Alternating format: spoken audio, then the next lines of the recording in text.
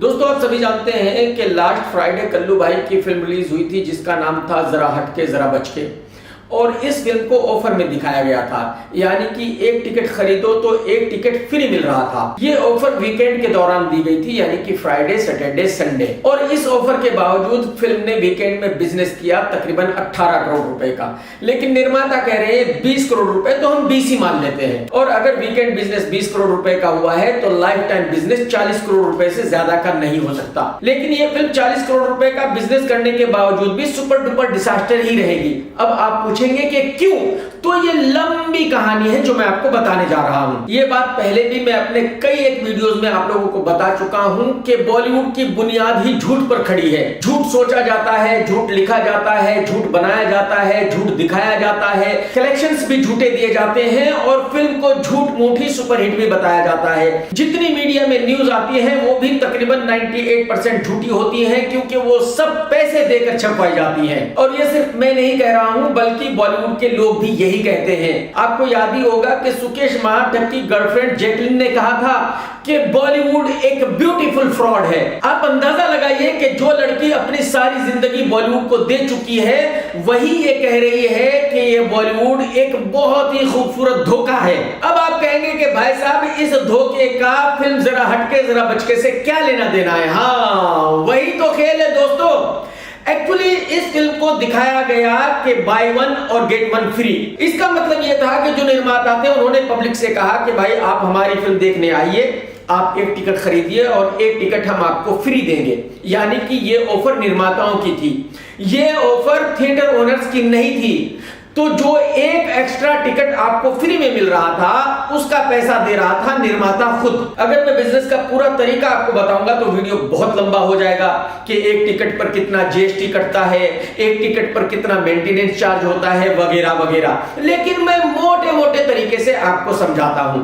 समझ लो जरा हटके जरा बचके का एक टिकट खरीदा किसी ने 175 रुपए में, तो 175 में से तकरीबन 25 रुपए कट जाएंगे जीएसटी के, मेंटेनेंस के, वगैरह वगैरह, और बच गए नेट 150 रुपए। जो 150 रुपए बचते हैं उनमें से 75 रुपए मिलते हैं निर्माता को और 75 रुपए मिलते हैं उस थिएटर को जो उस फिल्म को दिखा रहा होता है। तो जैसे कि मैंने आपको बताया कि मैं ये आपको सिंपल अल्फाजों में समझा रहा हूं, क्योंकि पहले हफ्ते 45-55% शेयर होता है, दूसरे हफ्ते अलग होता है, तीसरे हफ्ते अलग होता है, लेकिन वो बताने के लिए बहुत लंबा वीडियो बनाना पड़ेगा। तो सिंपल भाषा में गुणा भाग जोड़ करके नतीजा ये निकलता है कि अगर इस फिल्म ने वीकेंड में बिजनेस किया 20 करोड़ रुपए का, तो उसमें से 10 करोड़ रुपए जाएंगे थिएटर्स को और 10 करोड़ रुपए जाएंगे निर्माताओं को। लेकिन कमाल यह है कि निर्माता तो पहले ही अपना 50% शेयर छोड़ चुके हैं। उन्होंने तो 50% का डिस्काउंट दे दिया है कि भाई एक खरीदो और एक टिकट फ्री मिलेगा। तो जब आपने बुक माई शो से 2 टिकट खरीदे थे तो एक टिकट का पैसा दिया था आपने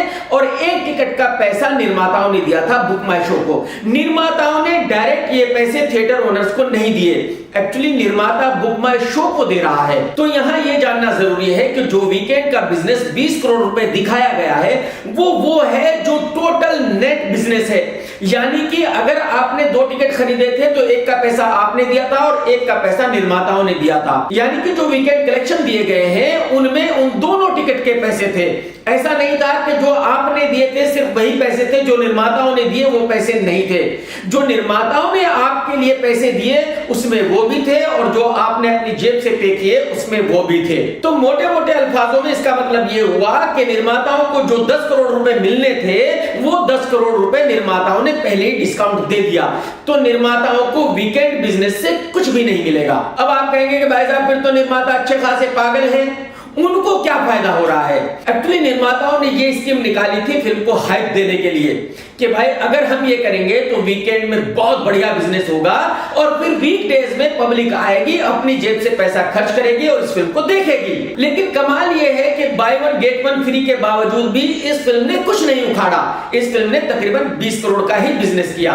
तो अगर वीकेंड 20 करोड़ का हुआ है तो अब लाइफ टाइम 40 करोड़ के ऊपर हो नहीं सकता। तो जो वीकेंड का 20 करोड़ बिजनेस है उसमें से तो निर्माताओं को कुछ नहीं मिला। जो आगे 2-3 हफ्ते में 20 करोड़ रुपए का बिजनेस होगा उसमें से निर्माताओं निर्माताओं को तकरीबन 50% मिलेगा। यानी कि अगर ये फिल्म 40 करोड़ रुपए का बिजनेस करेगी तो तब कहीं जाकर निर्माताओं को तकरीबन 10 करोड़ रुपए ही मिलेंगे। लेकिन यहां ये जानना भी जरूरी है कि भाई अगर निर्माताओं को 10 करोड़ रुपए मिल जाएंगे तो क्या उनका पूरा पैसा रिकवर हो सकता है? देखिए, इस फिल्म को प्रोड्यूस किया है दिनेश विजन ने। दिनेश ने जियो से लिए होंगे कम से कम 50 करोड़ रुपए। भले ही दिनेश ने इस फिल्म को 20 सीआर में बनाया हो या 30 सीआर में बनाया हो या 40 सीआर में बनाया हो, उसने कितना बचाया होगा ये उसकी किस्मत। लेकिन जियो के गए 50 करोड़ रुपए, तो जियो को रिकवर करने हैं 50 करोड़ रुपए। तो अगर थिएटर से 10 करोड़ रुपए ही आते हैं तो बाकी के 40 करोड़ रुपए कहां से आएंगे?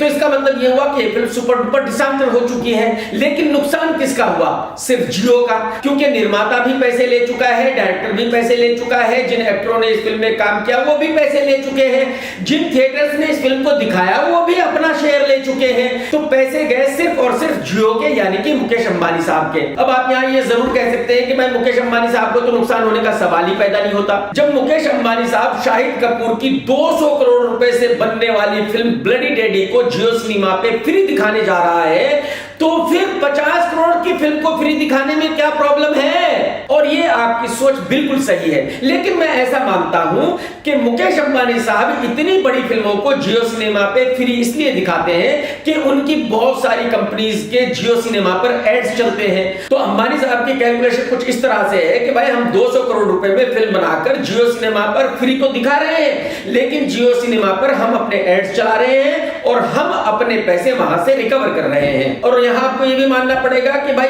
ये तो सिर्फ और सिर्फ मुकेश अंबानी ही कर सकता है, कोई दूसरा प्रोड्यूसर तो ये कर नहीं सकता। तो जब कोई दूसरा प्रोड्यूसर ये कर नहीं सकता, सिर्फ मुकेश अंबानी कर सकता है, तो आने वाले टाइम में सभी फिल्में सिर्फ जियो ही बनाएगा। जो बाकी के प्रोड्यूसर हैं जैसे कि साजिद नडियाडवाला या आदित्य चोपड़ा या करण जौहर, वो बना ही नहीं पाएंगे, क्योंकि अगर वो एक फिल्म पर 50 करोड़ रुपए खर्चा करेंगे और रिकवर होगा सिर्फ 10 करोड़ रुपए, तो वो अपना बिजनेस कैसे करेंगे?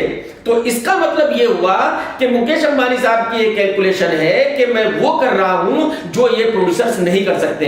तो इसका मतलब ये हुआ कि फ्यूचर में सिर्फ और सिर्फ जियो ही फिल्में बनाएगा, बाकी कोई भी फिल्म बना नहीं पाएगा। तो अंबानी साहब के हिसाब से फिल्म जरा हटके जरा बचके में उनको कोई नुकसान नहीं हुआ, लेकिन हकीकत में फिल्म सुपर डुपर डिसास्टर है। टेक केयर दोस्तों, जय हिंद, वंदे मातरम। सत्यमेव जयते।